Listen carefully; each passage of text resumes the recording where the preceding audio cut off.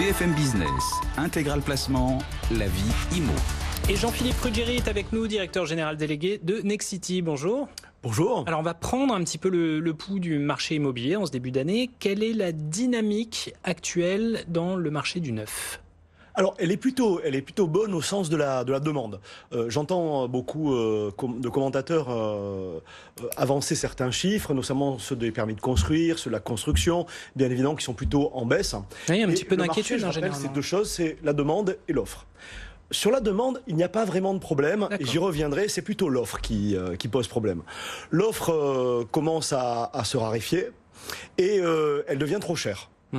Et la demande face à ça est très bonne. Les indices, les indicateurs à la fois macro-démographiques et micro-démographiques sont extrêmement bons. Je veux parler de la natalité, du vieillissement de la population, de la décohabitation, qui sont autant de facteurs qui amènent une demande immobilière extrêmement forte. En revanche, en face de cette demande, l'offre correspond pas bien.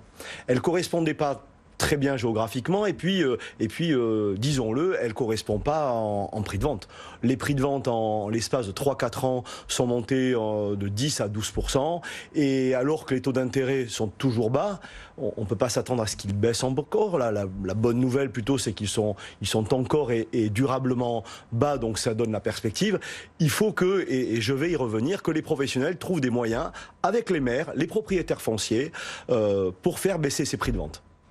D'accord. Pourquoi ce ralentissement ? On sent bien qu'il y a un contre-coup, de toute manière, c'est comme en bourse, véritablement, on sent qu'il y a un plafonnement, il y a un moment, il faut que le marché corrige un petit peu sur certains de ces paramètres, mais qu'est-ce qui explique le ralentissement en fait ? Alors, il ne corrige pas. Je vais me faire un petit plaisir. On avait dit et écrit il y a un an que ça se passerait exactement comme ça. En fait, sur 80% du territoire physique, qui n'est que 20% du marché immobilier, en début d'année 2018, le 1er janvier 2018, il y a des corrections sur des aides qui ont été faites.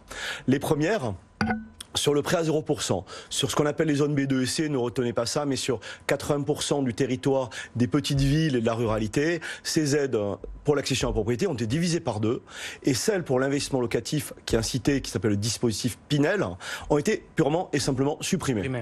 Et ensuite, depuis le 1er janvier 2018 également, sur le logement social, la TVA est passée de 5,5 à 10%.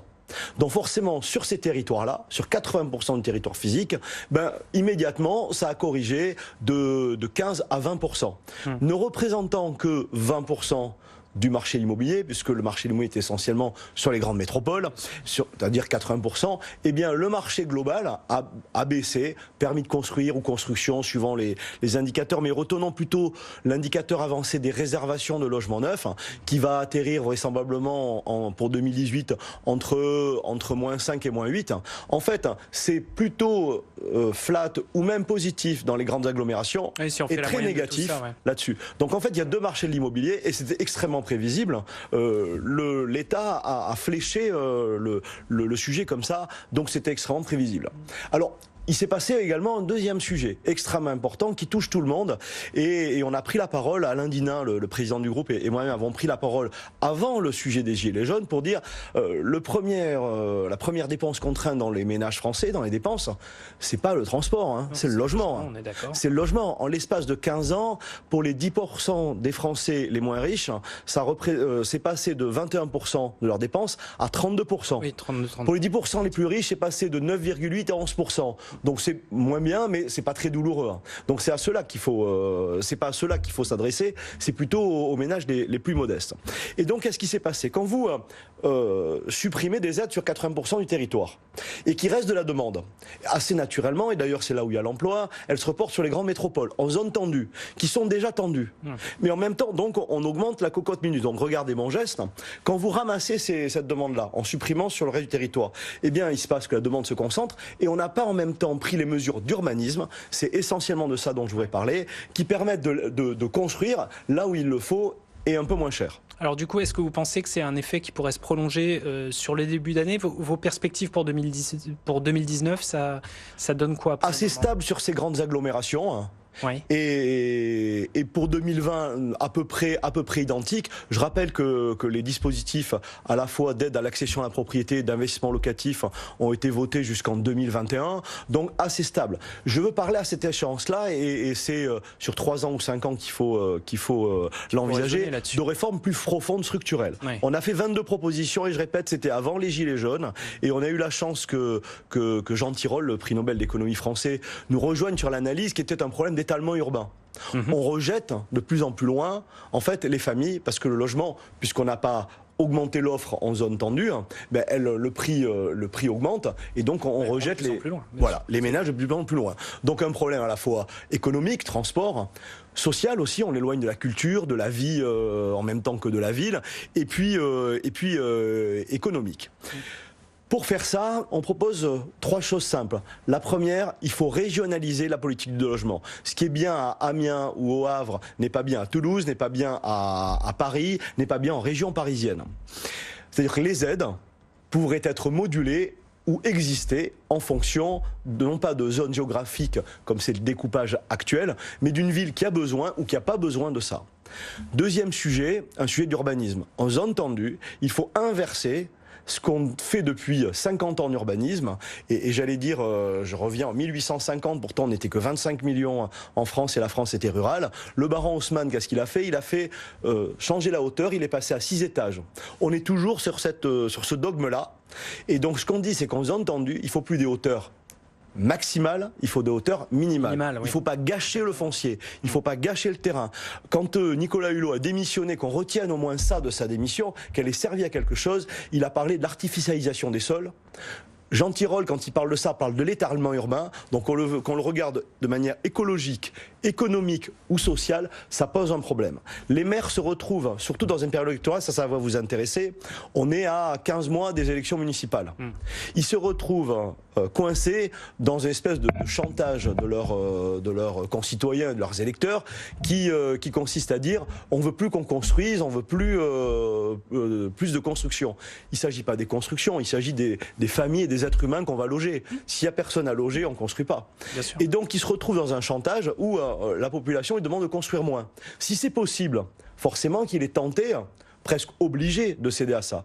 Si demain, avec les préfets, les intercommunalités et les maires, on décide de ne pas gâcher le terrain, de le proposer à des conditions financières bonnes et qu'on impose aux promoteurs des prix de vente maximum, on peut retrouver, avec la hauteur minimum, quelque chose qui ressemble à des prix de vente qui, à 2-3 ans, pourraient s'améliorer de 5, 6, 7%. D'accord. Et vous pensez que ça peut, vous parlez des Gilets jaunes, et il y a le grand débat national qui va s'organiser. Est-ce que vous pensez que ça peut faire partie de premières propositions concrètes qui puissent émerger justement de cette grande réflexion ? J'aimerais bien, parce que ce sont des discussions de fond. J'ai entendu les premières discussions qui me semblaient indigentes par rapport au grand débat national. Le sujet, il est assez simple, regardez-le économiquement. Regardez la composition des dépenses des ménages français. 1, le logement. 2, le transport. 3, la nourriture. Donc, commençons par le logement. Dans le logement, l'offre, avant même la demande, je dis la demande est bonne, l'offre et le prix de l'offre. Pour ça, des terrains, pour que les terrains soient moins chers, il faut qu'on construise plus dessus pour amortir mieux la charge foncière. La contrepartie qu'il faut que les gouvernements demandent aux professionnels que nous sommes, c'est de s'engager à des prix de vente maximum, et que le critère du prix de vente, d'ailleurs dans le choix d'un promoteur immobilier, d'un opérateur immobilier comme Nexity, doit se faire également de manière compétitive, non pas sur des sujets inflationnistes comme on le voit trop souvent sur les grandes consultations que les grandes métropoles ont fait, avec à chaque fois le concours d'épines du truc qui va coûter le plus cher, mais que le prix de vente soit un sujet compétitif à la baisse et non plus à la hausse. Mais alors justement, c'est construire haut, généralement, c'est plus cher. Quelle solution vous envisagez là-dessus, justement, pour maîtriser un petit peu le coût final et le coût de construction ? Alors, d'abord, quelque chose qui me semble intéresser tous vos téléspectateurs et auditeurs, c'est construire haut, ça veut dire construire beau. Souvent, on a l'image de tour, vous savez, qu'on construit haut, et à ça, on ne sait pas que si poser la question du beau, qui est un sujet esthétique qui est extrêmement important dans la ville, mais dans la vie en général d'ailleurs. On a répondu bas. Plutôt que beau, on a dit bas, au moins ce sera discret, ça se verra pas trop. Donc la question du beau là-dedans est extrêmement importante et ça coûte un peu cher. Pour ça, prenons un exemple simple. Quand vous avez un terrain sur lequel vous pouvez construire 10 000 mètres carrés et ce terrain vaut 1 million d'euros. Si vous construisez 20 000 mètres carrés, le terrain coûte, l'impact sur le prix de vente coûte 2 fois moins cher.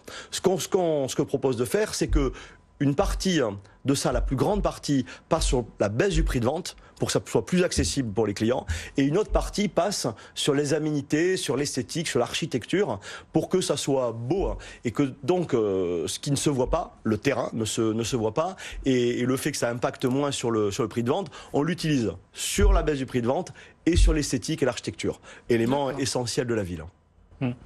Donc ces solutions pour rendre la construction moins chère, le foncier moins cher, il y a éventuellement d'autres pistes qui sont un peu regardées de près pour vous?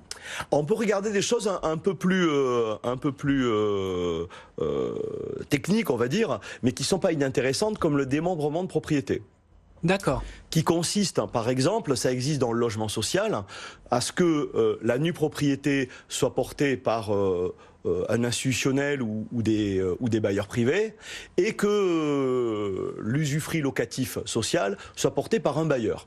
Alors ça, c'est utilisé pas mal par la ville de Paris, et je dois rendre hommage à la ville de Paris, à Anne Hidalgo, et surtout à son adjoint au maire au logement, Yann Brossat, qui a dit, plutôt que de construire du logement, de construire peu ou pas de logements sociaux dans Paris, ou très peu, au moins construisons avec du logement, de l'usufruit locatif social démembré.